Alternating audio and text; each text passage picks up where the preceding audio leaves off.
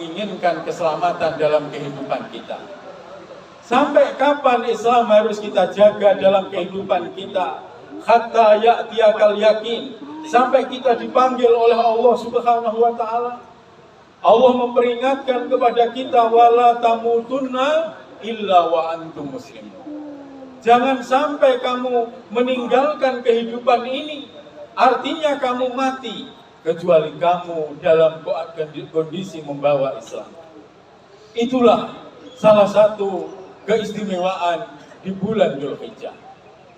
Apabila kita melihat di zaman sekarang ini, banyak orang yang lalai, banyak orang yang meninggalkan bahkan meremehkan nilai-nilai kesempurnaan Islam sebagai nikmat yang paling berharga, maka hal itu harus kita evaluasi dalam kehidupan kita. Karena Islam membawa keselamatan, Islam membawa kebahagiaan sejak kita hidup di dunia ini sampai kita kembali kepada Allah Subhanahu wa taala. Yang kedua di antara keistimewaan bulan Dzulhijjah, Allah Subhanahu wa taala memanggil kaum muslimin dari berbagai penjuru dunia, dari suku, bangsa, warna kulit, untuk memenuhi panggilan haji menghadap Jumatan Allah Subhanahu wa taala. Mereka datang memenuhi panggilan Allah dengan tujuan, dengan kalimat yang sama. Mereka ucapkan labbaik Allahumma labbaik. Ya Allah, aku datang untuk memenuhi panggilan-Mu. Labbaik la syarika laka labbaik. Aku datang membawa jiwa yang bersih, tidak ada kesyirikan dalam kehidupan. Itulah kemuliaan ibadah haji. Untuk itu jamaah yang selalu dirahmati oleh Allah, ibadah haji merupakan ibadah yang sangat mulia dan bukti di antara kita menjalankan syariat Islam, khususnya yaitu rukun Islam yang kelima. Untuk itu sebagai seorang muslim, setiap kita harus mempunyai keinginan mengharap Jumatan Allah untuk dipanggil di tanah suci. Jangan sampai kita yang mengaku muslim tidak ada keinginan. Sebab apa? Haji merupakan amalan yang mulia, yang dibanggakan oleh Allah Subhanahu wa taala. Ketika kita bersimpuh di padang Arafah, disitulah Allah Subhanahu wa taala membanggakan kita jamaah haji khususnya di samping makhluk-makhluk Allah yang lainnya. Sehingga orang-orang yang melaksanakan ibadah haji, doanya tidak ada barzah, tidak ada jarak antara mereka dengan Allah. Artinya doanya akan dikabulkan oleh Allah Subhanahu wa taala. Yang kedua, orang-orang yang menjalankan ibadah haji, yang hajinya didasari dengan ikhlas sehingga menjadi haji yang mabrur, dia akan kembali ke masyarakat dalam kondisi bersih, sebagaimana bayi yang baru lahir dari rahim sang ibu. Bahkan Allah Subhanahu wa taala memerintahkan kepada kita di dalam masalah haji, harus kita laksanakan karena Allah. Wa atimul hajja wal umrata lillah, dan sempurnakanlah haji dan umroh kamu karena Allah. Sebab ketika kita berhaji atau berumroh karena Allah, kemudian menjadi haji yang mabrur, Rasulullah mengatakan, al-hajjul mabrur laisa lahu jazaa'uhu ilal jannah. Sehingga jamaah yang berbahagia, kita berharap, kita berdoa, tidak ada yang tidak mungkin bagi Allah Subhanahu wa taala, supaya Allah memanggil kita di tempat yang istimewa, berkumpul di padang Arafah dalam melaksanakan ibadah haji. Yang ketiga, keutamaan bulan Dzulhijjah, di mana Allah Subhanahu wa taala mensyariatkan kita untuk berkorban.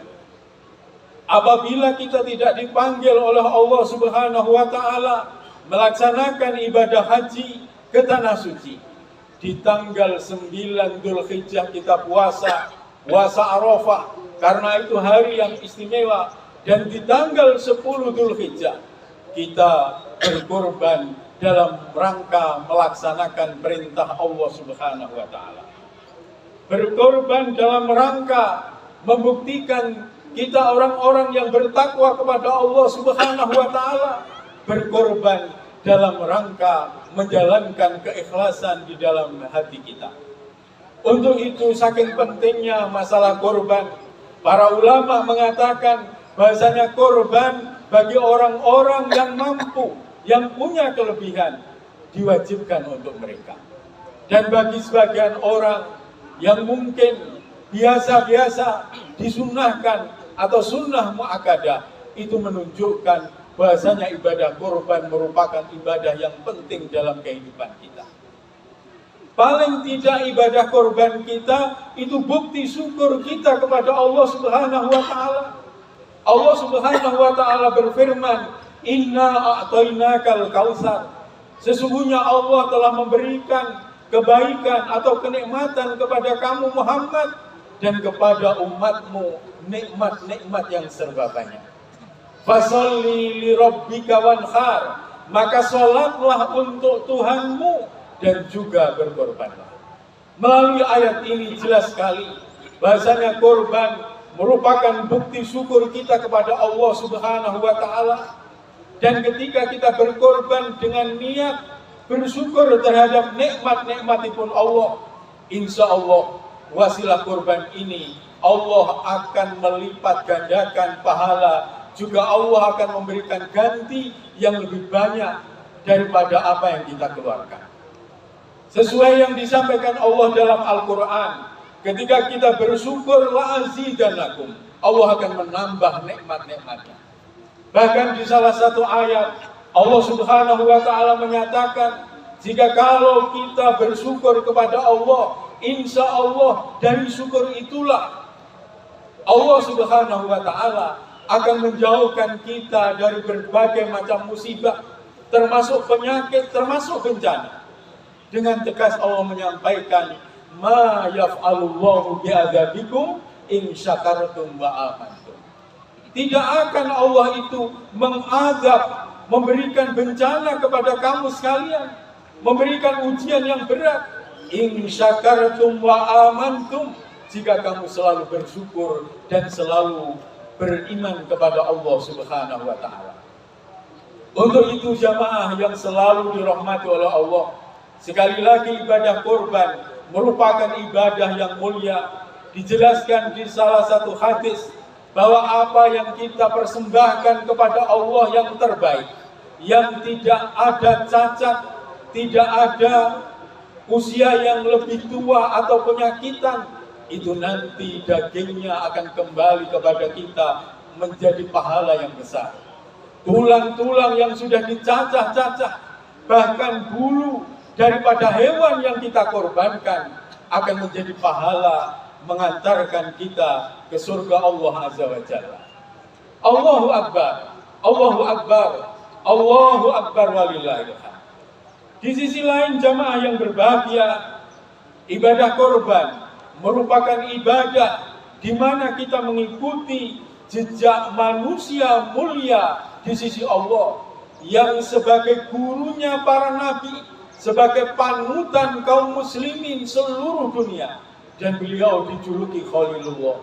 Siapa? Yaitu Nabiullah Ibrahim alaihissalam. Allah Subhanahu wa Ta'ala berfirman, qad kanat lakum uswatun hasanatun fi Ibrahim walladzina ma'ahu. Sungguh telah ada pada diri kamu sekalian contoh yang sangat bagus, yaitu uswah hasanah pada diri Ibrahim dan orang-orang yang selalu mengikuti Ibrahim alaihissalam. Nabi Ibrahim yang kita kenal, seorang nabi sebagai gurunya para nabi, sebagai kekasih Allah, dan doanya diijabah oleh Allah, sehingga kita merasakan kedamaian ketika kita mengikuti jejak langkah Nabiullah Ibrahim alaihissalam. Ketika kita berangkat ke tanah suci, apa yang kita jalankan, baik itu ketika umroh, ketika haji, kita nampak tilas dalam rangka mengikuti ajaran Nabiullah Ibrahim alaihissalam. Sebab apa? Berkat doa dan perjuangan Nabiullah Ibrahim, kemakmuran yang dinamakan Mekah Al-Mukarramah Makkah yang mulia itu terjadi dan bisa kita rasakan ketika kita hadir di tanah suci. Untuk itu sudah selayaknya kita mengambil contoh dalam kehidupan kita Nabiullah Ibrahim alaihissalam, sosok manusia yang mengajarkan segala macam ilmu untuk pedoman dalam kehidupan, baik itu dalam keluarga, dalam lingkungan, dalam masyarakat secara umum. Nabiullah Ibrahim adalah uswatun hasanah, adalah suri tauladan yang paling bagus dalam kehidupan. Di antara yang disampaikan Allah di dalam Al-Quran, keistimewaan Nabiullah Ibrahim alaihissalam, Allah menyatakan, Inna Ibrahim kana ummatan qanitan lillah hanifan walam yakum minal musyrikin syakiran li an'umihi ijtabahu wa hadahu ila siratin mustaqim. Sesungguhnya pada diri Ibrahim merupakan pemimpin yang taat kepada Allah, yang lurus, yang bertauhid, tidak pernah berbengkok-bengkok di dalam menjalankan kehidupan, bahkan walam yakum minal musyrikin, tidak pernah Nabiullah Ibrahim menjalankan kesyirikan. Syakiran li an'umihi, selalu bersyukur kepada Allah terhadap nikmat-nikmatnya, sehingga Allah Subhanahu wa taala ijtabahu wa hadahu ila siratim mustaqim.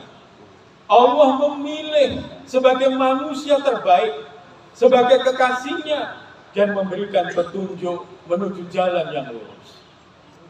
Di antara hasil daripada pendidikan Nabiullah Ibrahim, khususnya di tengah-tengah keluarga, ketika kita melihat di dalam sejarah Nabiullah Ibrahim berkumpul bersama keluarga, dan di situ sebuah keluarga kecil yang ada Ibrahim sendiri, ibunda Hajar dan Ismail. Ada perintah dari Allah Subhanahu wa taala supaya Ibrahim meninggalkan daerah yang ditempati. Kemudian Allah Subhanahu wa taala memerintahkan untuk berjalan, yang perjalanan itu cukup jauh dan melelahkan, sehingga dalam perjalanan itu seolah-olah perjalanan yang tanpa arah dan tujuan. Kemudian sesampai di satu tempat, beliau bertiga, Nabiullah Ibrahim alaihissalam, ibunda Hajar atau Nabiullah Ismail alaihissalam, singgah di satu tempat yang sangat gersang, yang sangat panas, yang di situ tidak ada kehidupan sama sekali. Tidak ada pepohonan, tidak ada burung-burung, apalagi manusia berjalan. Tapi perintah Allah Subhanahu wa taala dilaksanakan di situ. Allah memerintahkan Ibrahim agar meninggalkan ibunda Hajar dan juga Ismail di tempat seperti itu. Sebuah perintah yang seolah-olah tidak masuk dalam pemikiran kita. Kenapa begitu? Supaya Ibrahim meninggalkan ibunda Hajar, meninggalkan Ismail, yang di situ tempat yang dinyatakan sebuah tempat yang tidak ada apa-apanya. Ketika Nabiullah Ibrahim akan meninggalkan ibunda Hajar, sampai terjadi peristiwa yang sangat mendebarkan. Siti Hajar yang mau ditinggalkan oleh Nabiullah Ibrahim seolah-olah tidak mau. Karena apa? Melihat kondisi ketika itu masih dalam keadaan padang pasir yang sangat luas. Sehingga ibunda Hajar menangis ketika mau ditinggalkan Ibrahim. Dalam sebuah riwayat dinyatakan, dipeganglah jubah Ibrahim sambil ibunda Hajar berkata, "Ya Ibrahim, aina tadhab?" Wahai Ibrahim, kemana kamu hendak pergi? Sampai ucapan itu dikatakan oleh ibunda Hajar miroron, berkali-kali. Kemudian yang terakhir, ibunda Hajar mengatakan, "Ya Ibrahim, apakah kamu tinggalkan kami atas perintah Allah? Allahul ladzi amaraka bihajar." Apakah Allah yang memerintahkan kamu supaya meninggalkan kami dengan si kecil? Ketika ini Nabi Ibrahim hanya bisa mengangguk dan berbicara na'am. Kemudian Siti Hajar, seorang wanita yang luar biasa, yang sudah terdidik keimanan, akhlak dan pengorbanannya. Kemudian Ibunda Hajar mengatakan dan menyuruh Ibrahim supaya kembali ke Palestina untuk menyampaikan dakwah. Idzan la yudayyi'una, insyaallah Allah tidak akan membiarkan kami sia-sia dalam kehidupan di sini. Di dalam sejarah tercatat, bekal yang dibawa Ibunda Hajar tidak sampai 3 hari mengalami kehabisan. Termasuk makanan, minuman, pada saat itu habis. Dan Siti Hajar sebagai seorang ibu yang bertanggung jawab hanya berharap kepada Allah Subhanahu wa Ta'ala.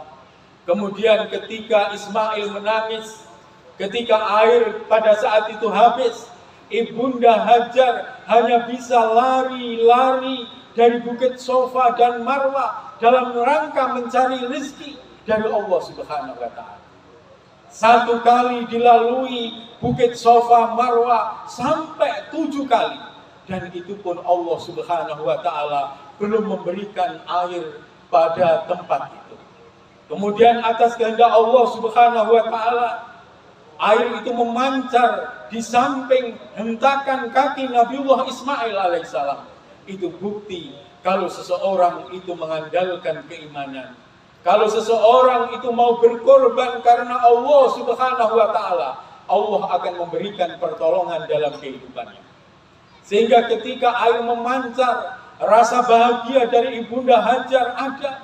Kemudian burung-burung sama datang, tumbuh-tumbuhan tumbuh, bahkan orang-orang sama izin untuk singgah di situ.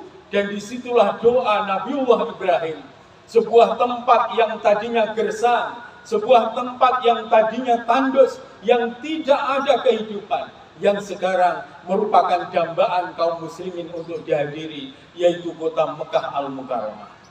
Allahu Akbar, Allahu Akbar, Allahu Akbar walillahil hamd.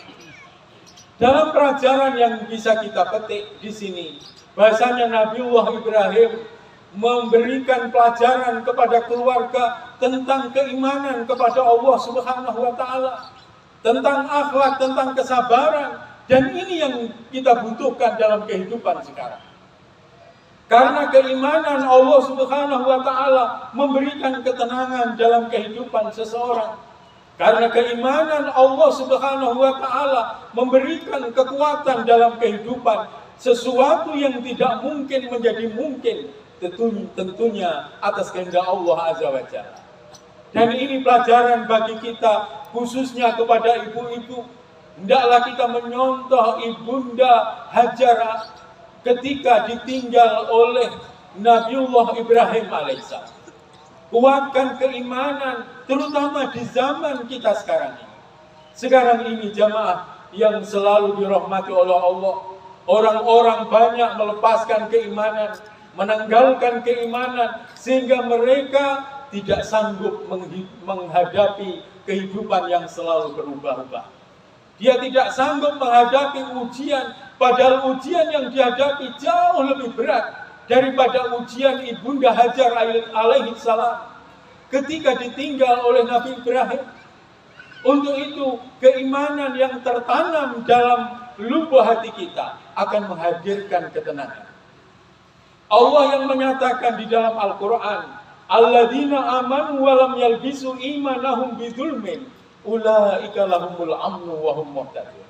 Orang-orang yang beriman, yang dia menjaga keimanannya, tidak mengotori keimanan itu dengan kesyirikan, maka Allah akan memberikan ketenangan dan Allah akan memberikan petunjuk, sehingga dengan ketenangan, dengan petunjuk serta pertolongan kehidupan itu menjadi baik.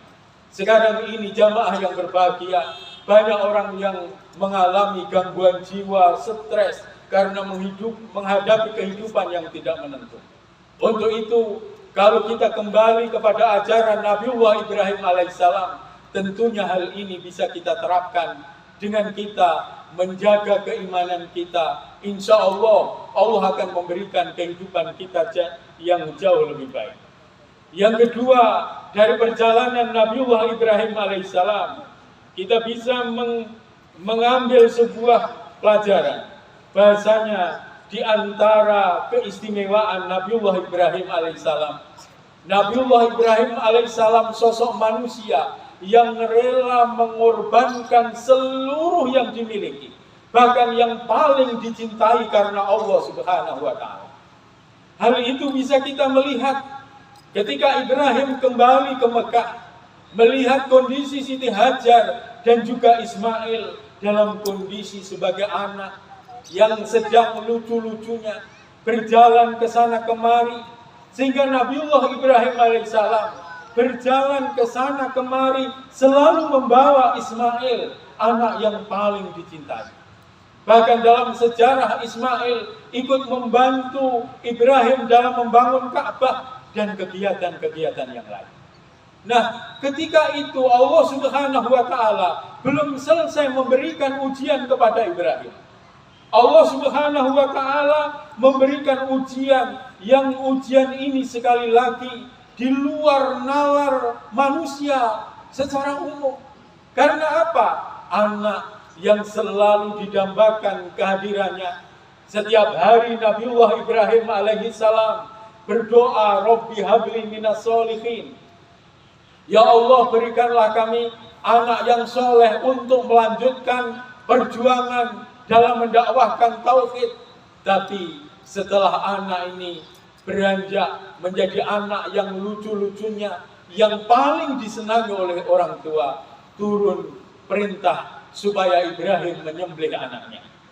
Allah Subhanahu wa Ta'ala berfirman, falamma balagha ma'ahu sa'ya qala ya bunayya inni ara fil manami anni adbahuka fanzur madza tara. Falamma balagha ma'ahu sa'ya, maka tatkala sampai kepada Ibrahim umur yang sanggup, artinya menjadi anak yang ganteng, yang lucu-lucunya, yang sanggup mengikuti Ibrahim, disitulah Ibrahim diuji oleh Allah, diuji dengan ujian yang tidak masuk di akal, yaitu menyembelih putranya. 3 kali Nabiullah Ibrahim lewat mimpinya supaya menyembelih Ismail alaihissalam. Dan mimpi seorang nabi adalah merupakan perintah yang wajib untuk dilakukan. Ketika itu Ibrahim merasa bingung, dan kebingungan Ibrahim tidak langsung melaksanakan perintah Allah dengan diam-diam menyembelih Ismail dalam kondisi tertidur, tidak. Tapi Ismail diajak berbicara, diajak musyawarah. Ismail disampaikan kepada Ismail bahasanya Ibrahim bermimpi untuk menyembelih anaknya supaya menyembelih Ismail. Fanzur madza tara, bagaimana pendapatmu hai Ismail? Ismail jamaah yang berbahagia, yang sudah diterpa oleh pendidikan tentang tauhid, yang yakin akan pertolongan Allah dengan kesabaran yang penuh. Beliau menjawab, ya abadi if'al ma tu'mar satajiduni insyaallah minas sabirin. Wahai bapakku, laksanakan perintah dari Tuhanmu. Artinya silahkan engkau sembelih aku. Insya Allah engkau akan menjumpai aku termasuk orang-orang yang sabar. Sebuah perintah yang mungkin di luar akal sehat kita, menyembelih seorang anak yang kita cintai. Bukan hanya harta yang dikorbankan, tapi generasi yang kita dambakan meneruskan perjuangan. Tapi hal itu dilakukan oleh Nabiullah Ibrahim alaihissalam. Untuk itu pelajaran penting bagi kita di saat ini kita merayakan Idul Adha, dan di antara keutamaan bulan Dzulhijjah adalah Allah Subhanahu wa Ta'ala memerintahkan kita untuk menyembelih hewan kurban. Maka kita persembahkan kepada Allah yang terbaik, yang tidak ada catatnya, walaupun itu buta, pincang, atau mungkin sakit-sakitan kita hindari. Kita berikan kepada Allah hewan yang terbaik. Insya Allah kalau itu bentuk syukur kita kepada Allah, kalau itu bentuk takwa kita kepada Allah Subhanahu wa Ta'ala, Allah akan mengganti, baik itu berupa rezeki atau yang lain, yang jauh lebih banyak dan jauh lebih baik dalam kehidupan kita. Mari kita hadirkan keikhlasan, dalam hati kita. Sebab ini tujuan Allah Subhanahu wa Ta'ala menciptakan kita. Di antara sikap yang diajarkan oleh Allah dalam Al-Quran, Qul inna sholati wa nusuki wa mahyaya wa mamati lillahi rabbil alamin. Sampaikan Muhammad kepada umatmu, sesungguhnya sholatku, berkorbanku, bahkan hidup dan matiku kita serahkan kepada Allah, penguasa seluruh alam. Jadikan keimanan dalam kehidupan kita untuk menjawab berbagai macam perubahan di dalam tatanan kehidupan. Jadilah wanita-wanita yang sholihah, sebagaimana Ibunda Siti Hajar. Jadilah pemuda-pemudi atau anak-anak yang soleh, yang menjadi harapan orang tua. Karena apa? Di zaman sekarang ini, zaman yang penuh dengan fitnah. Banyak keluarga hancur karena istri-istrinya tidak berlaku sebagaimana yang dituntunkan oleh agama Allah.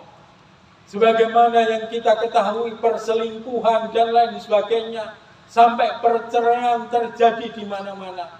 Bahkan menurut sebuah catatan, hampir 38% orang-orang di masyarakat ini mempunyai budaya untuk merusak keluarganya dengan cara bercerai, utawi istilahnya perceraian dalam keluarga.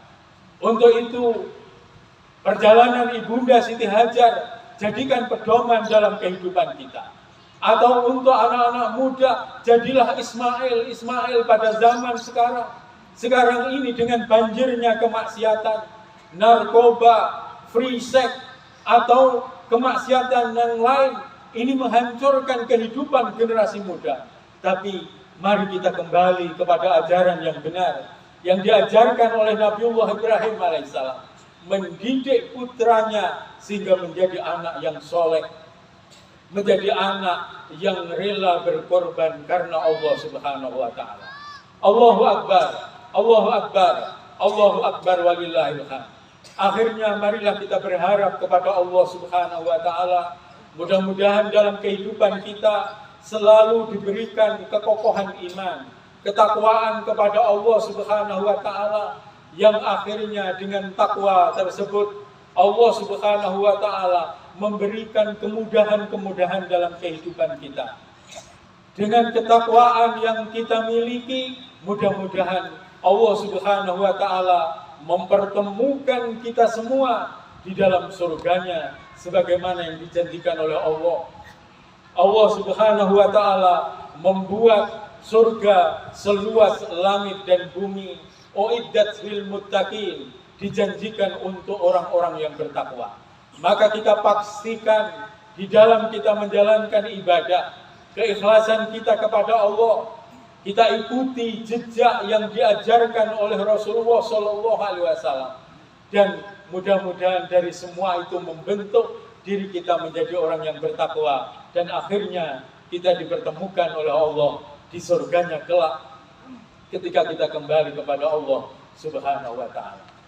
Allahumma shalli ala Muhammad wa ala ali Muhammad kama shallaita ala Ibrahim wa ala ali Ibrahim wa barik ala Muhammad wa ala ali Muhammad kama barakta ala Ibrahim wa ala ali Ibrahim innaka Hamidum Majid.